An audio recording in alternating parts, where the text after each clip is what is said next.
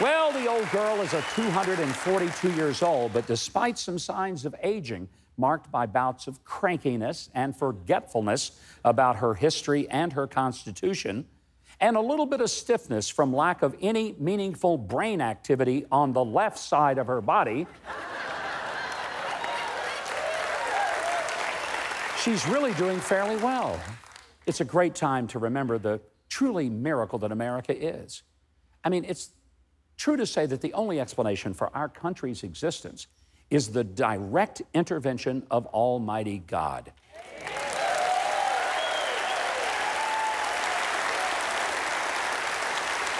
How else does one explain a small band of farmers, merchants, ministers, and teachers daring to create a new nation and take on the most well-equipped, best-trained, best-armed, and best-dressed military force in the world and end up winning?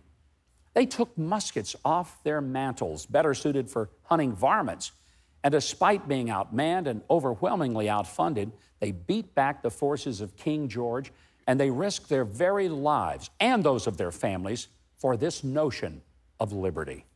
Our freedom came at a great price then, and it continues to come at a great price by the very blood and bodies of our unmatched military.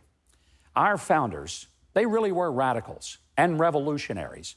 They believed in this radical idea that all men are created equal, endowed by their Creator with certain unalienable rights. Among these, life, liberty, and the pursuit of happiness. This was indeed a radical idea when they courageously signed their names to the Declaration of Independence. And they knew that if their experiment in a new kind of government failed, or if their revolution was put down by their mother country, they would pay with their very lives. But yet they held on to the idea that the intrinsic worth and value of each person was not based on how much land we owned, our last name, what we did for a living, or who our relatives were, but that our value came from God and that He valued us equally. And that was truly a radical idea then. And for most of the world, that's still a radical idea today.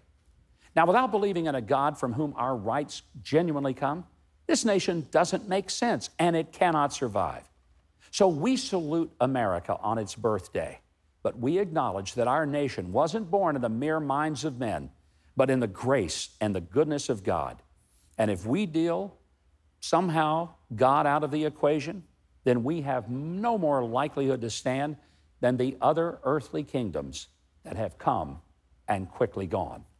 And when we sing God Bless America, we need to really, truly mean it.